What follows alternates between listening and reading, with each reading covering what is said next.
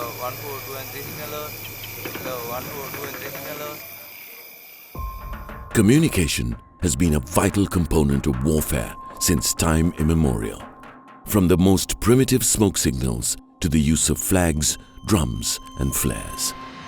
Leaders on the battlefield have needed to communicate their orders to the troops and receive reports from the warriors in the field.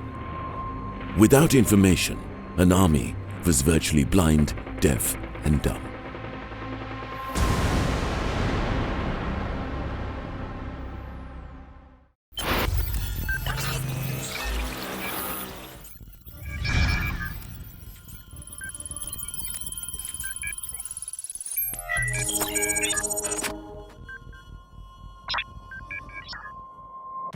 Even at the onset of organized warfare, the need for communication created specialist individuals.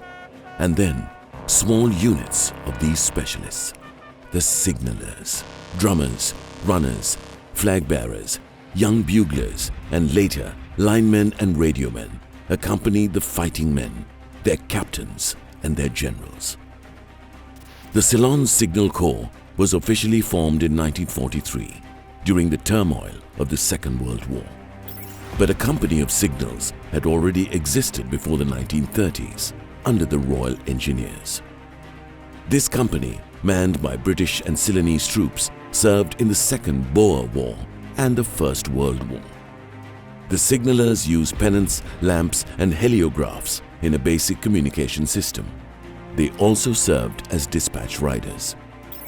In World War II, the signalers covered communication all across Ceylon.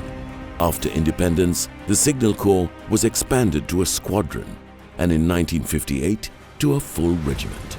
Lieutenant Colonel D.V. Breuer taking over as its first commanding officer. Over the next 2 decades, the Army and the Signal Corps was involved in internal security duties, culminating in the first post-independence combat operations during the 1971 insurgency. In the 1970s, and a lot of our inadequacies came to light, not only of the Signal Corps, of the entire army. And this I am alluding to the 1971 insurrection, and the inadequacies were very sharply brought out. From that point onwards, well, if I may say, the army sort of woke up and started taking note of what was happening, how to improve, how to change. By the 1980s, the threat of the Tamil separatists had forced the mostly ceremonial Sri Lanka army of the post-independence decades to expand rapidly, and with it, the Signal Corps. The army was spread thinly in the northeast, its units and bases often in isolated positions. And lines of communication were always under threat by the terrorists, who were using guerrilla tactics. Radio communication became more and more important for command and control and quick reinforcements. By the late 80s, the army had expanded to 2 divisions, and this required an expansion of the army's communication system as well. So, with the addition of another regiment, the Signal Corps grew to a brigade. In 1991, an electronic warfare squadron was formed to eavesdrop on enemy radio communications and to locate their positions with direction-finding technology. Electronic intelligence gathering became a potent weapon, feeding intelligence to the infantry units and their supporting arms and helping with the timely decision-making. In addition, electronic countermeasures like jamming was extensively used to disturb enemy communications during battle. Meticulously planned radio battles too used to deceive the enemy. By the mid-1990s, the war against the LTTE was at its peak, and the army was regularly carrying out simultaneous operations in different areas, some at very long ranges. To make sure long-range patrols could be in constant contact, more sophisticated radios with mobile and man-portable repeater capabilities were introduced. As the war progressed, Tiger artillery was proving itself a significant force on the battlefield. To carry out effective counter-battery strikes, the Sri Lanka artillery needed new technology. Direction-finding radar systems manned by the Signal Corps came to the rescue, giving the gunners the ability to quickly locate enemy batteries and target them. The Signal Corps now had a role in the battlefield fire support of the infantry and armor. Before all this, however, the Signal Corps had been called on to take on a role usually given to infantry. In 1994, the Army ordered its supporting arms to form their own infantry-oriented reinforcement battalions to provide support to the frontline infantry units, to defend and secure captured territory, and to carry out limited operations in these areas. That year, the Signal Corps deployed its first regiment in this role, the 5th Reinforcement Regiment, SLSC. By the end of the war in 2009, the Signal Corps had 5 reinforcement regiments in the field. The signallers were no longer just a supporting arm. The experience in the infantry role served the Signal Corps well when the war recommenced in 2006 after the ceasefire years. Improvised explosive devices, or IEDs, had long been a deadly weapon in the arsenals of guerrillas and terrorists all over the world, and in Sri Lanka, the Tigers made good use of it.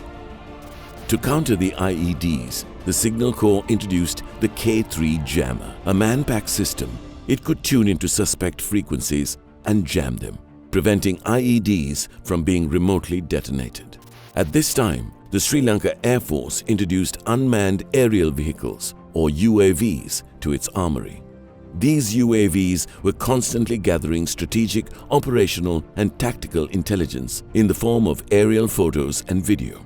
Intelligence that would be invaluable to the Army.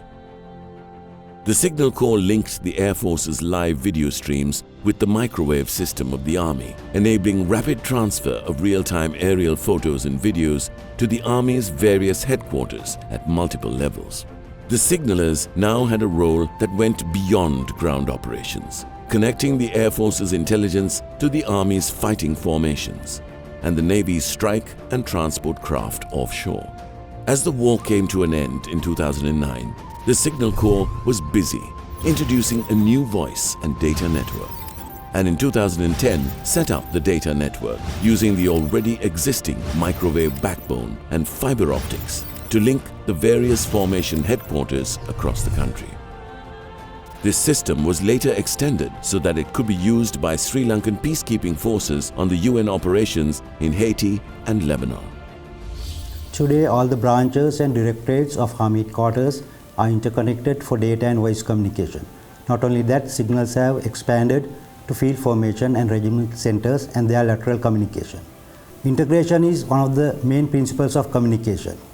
During the humanitarian operations, we were able to get the real-time video footages transferred into the field formation where LTT targets were effectively taken by other forces.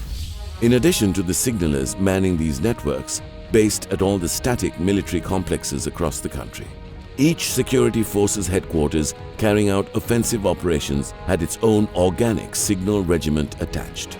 For example, in July 2008, the 9th Regiment SLSC was raised and deployed in Mannar, dedicated to the 58th Division. I remember the Signal Corps grew from the humble Morse code to electronics and finally to cyber.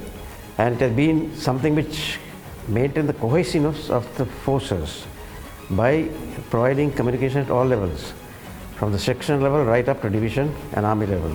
And in the battle that we had, or the conflict that we had in the north, signals played a vital role in communication by providing jamming facilities, by providing communication security, and also artillery fire and air-to-ground communications.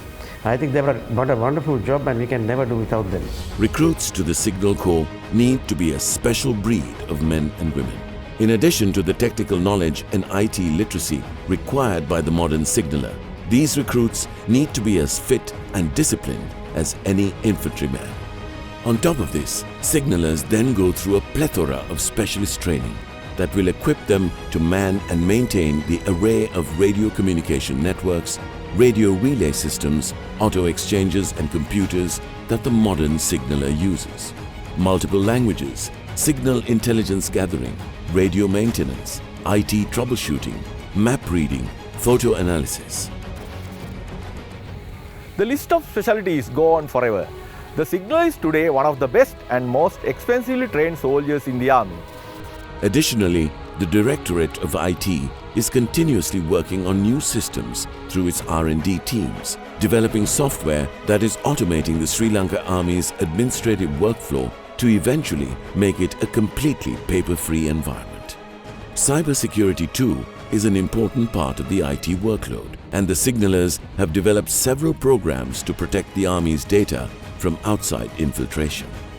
The Signal Corps of today is a division-sized formation and has 6 regular Classic Signals regiments and a volunteer Classic Signals regiment attached to each of the Army's 7 regional security force headquarters.